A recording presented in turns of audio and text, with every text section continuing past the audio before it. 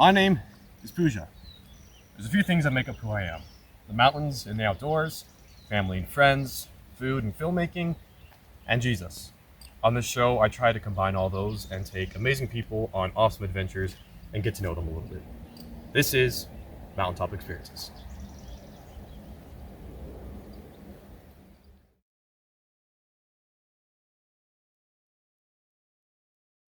All right, everyone, welcome to episode 1 of Mountaintop Experiences. To answer the questions that everyone keeps asking me, no, I have never licked a cactus. Today, we have our first person we're taking on an adventure, Mr. Robert Zarkowski. Yeah, that's his name. All right, what's your story? What do you mean? This is where the hike is starting. My shoes. Yeah, Johnny, just don't show them the trail over there that we're gonna take. Shut up. All right, so my shoes are already soaking. You got waterproof shoes because you're smart. But you ready for this? No. Say it again. Guess we'll find out. All right. Tell us a little bit about yourself, Robert. What makes you you? Definitely nacho libre. Well, it's coming down on us. We're. You're so. Shut up. Actually, you've been soaking me, kicking all the bushes at me. Hey, listen. I'm interviewing you, okay? On a serious question, what makes Robert Robert? Tell us a little bit about yourself. Robert is serious all the time. 100%. 100%. What else? Never joking. That pretty much sums me up pretty good. I'd agree with that. Let's keep going.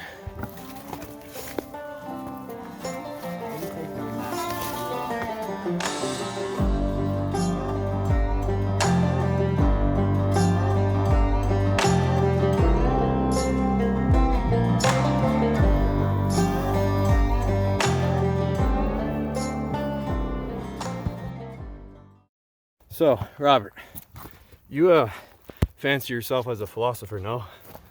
Pretty much. Yeah, I'd agree with that. I just don't have a license yet. All right. So, an age-old question: how many licks does it take to get to the center of a Tucci Pop? I'd say 7 chops and 47 licks. Depends on your what's it called? Saliva. Okay, I'm gonna end this take. What do you think about the view? Cloudy. I found some chocolate. All right. Next question. This is a good one. How has, on a serious note, what are your thoughts on the pandemic? I really don't think it's done much. Hasn't changed me all that much. School, nothing really too crazy? Online school, but just means I didn't have to drive. What you going to school for? Computer science. Computer science. What made you get into computer science? It's just the way my brain works. If you claim my brain does work. Can't you tell this woman is a non? I have some good reasons to oppose that. All right, we're a little higher now. You ever seen The Hobbit? Yes. Does this remind you of The Hobbit? Misty Mountains? Don't see any correlation. Yeah, me neither. Hey guys, sorry to interrupt today's video, but really quick, I want to give a shout out to my friend John Stefan. He's got an awesome YouTube channel called Faith in Fishing, representing by wearing his merch. It's got a really nice logo. It's got a Bible verse on the side, Galatians chapter 2, verse 20. If you want to support an awesome Christian YouTuber who also does a lot of good content on fishing, if you like the outdoors like we do, I really recommend you go and watch him. I just wanted to give him a real quick shout out. Maybe we'll have you, John, on the show one day if you're ever out here in Colorado. Anyways, sorry for the interruption. Back to the episode. What do you like about Colorado? Living in Colorado, what is your what about it is intrigues you? Definitely love the people out here, my family, my friends, my church. It's a great place to be. You get to do a lot out here. I live about 10 minutes away from a mountain that I always go on. Hiking, backpacking, camping, yeah, fishing. Oh yeah, and the weather, I mean, it's pouring on us right now, but it's warm. It's warm. We're just about at the first peak.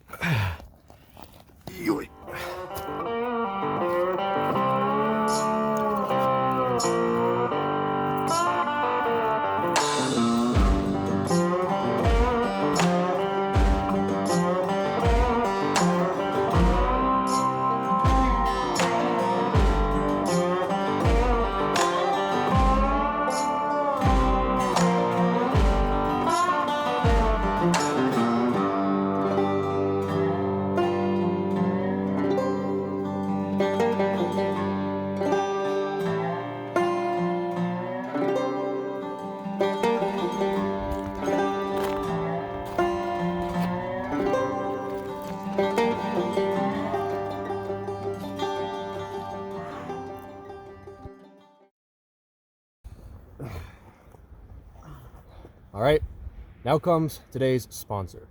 Today's video is sponsored by Jesus. The verses of today's episode are Romans chapter 1, verses 20 and 22. And the verses, for the invisible things of him from the creation of the world are clearly seen, but understood by the things that are made, even his eternal power and Godhead, so they are without excuse. Professing themselves to be wise, they became fools. So, I think it's basically saying this creation that we're in right now, saying that this is evidence of God. And God made it, the gospel, so simple, and who he is so simple that to those who profess themselves to be wise in their own eyes, they became fools. We're getting to the point so much where I think we see in other ancient cultures where we become so advanced and so powerful as a country that we live so comfortably we no longer depend on God, and then we become our own gods. That's why you see in colleges they're now defining morality as a subjective thing where anyone can have their own morals. And this makes it pretty clear that you can try to explain however the world was created through evolution or whatnot. In the end, God created it, and I think this is it's evidence. An intelligent design has an intelligent creator. What do you think? Definitely. If you look at this, God definitely had an eye for creation. There's no way it just formed like this, being so beautiful. All these mountains and all these trees, you have to have an eye to see it. Perfect every year, the seasons replenishes itself. It's like a perfect oiled machine that was created. Yep, that was the main verses today. I thought it would be a good verse to start off because I like to take people on these hikes all the time and just tell them, just look what's around us. Some of the most gorgeous scenery you'll ever see in our own backyard. And how can you not believe in a God? Seeing what we're seeing right now. It's a little misty, so you guys aren't able to see it, but looks like New Zealand. Any last thoughts on that? No, that pretty much sums it up. All right. That was today's verse of the day. Let's get on with this interview. Thank you to our sponsor. Let's get back to the hike. Thank you to our sponsor, Jesus. Here's your phone.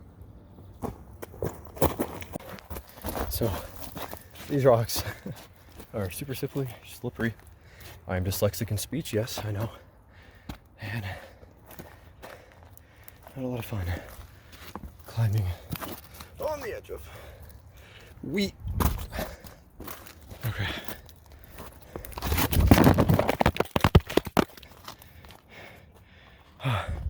So that's where I just slipped. And that's where my camera gear fell. But hey, worth the view, am I right? I'm not a complete idiot most of the time. It's part of the journey. All right, Robert, we're coming up here on the last peak. And how was your mountaintop experience been so far?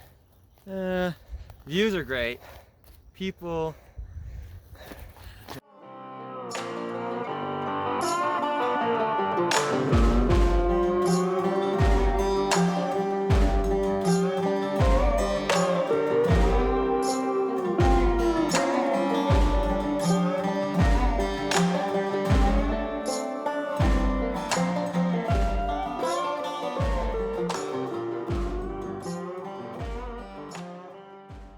We are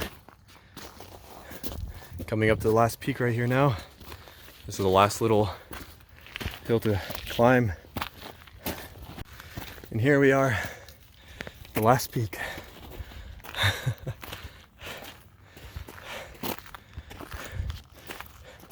All right, now comes the time of the show where we ask our guests at the last peak here, what is one mountaintop experience that you've had in your life that you'd like to share with us?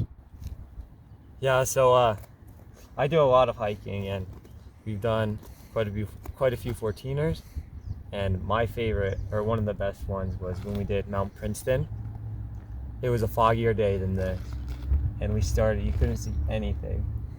And we broke above the clouds, and all you see is another mountain in front of you, and with a small trail going along it.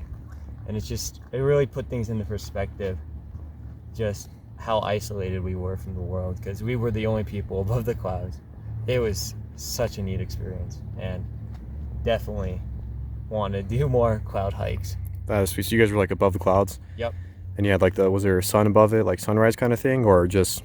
No, it was almost like today where it's super dark, But Well, thank you thank you. for being on my show, for being my first guest in the first episode of Mountaintop Experiences.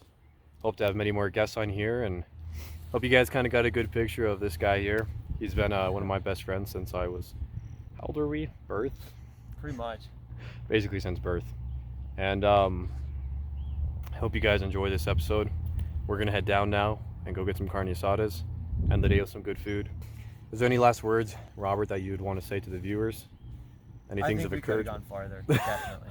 Why did I have you on my show? Why? So that was episode 1 of Mountaintop Experiences. Hope you guys are excited for episode 2. I'll get working on it best I can. There's not going to be a consistent schedule with when these come out because I have to get people to come. And I have to set up dates, and the filming and editing will take a while, so I can't tell you the exact date when things are going to come out, but this was a blessing, and let's keep this going. One more thing. This is for all my fans out there. Oh. Shades down. Well, how am I related to you? Bruce! Save me a piece of that corn. Talking to a goose? That's Bruce. Bruce? Bruce who? Bruce the goose. Oh.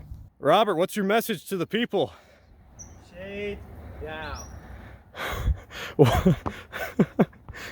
Don't trust Johnny with the expensive stuff. Hey, shut up.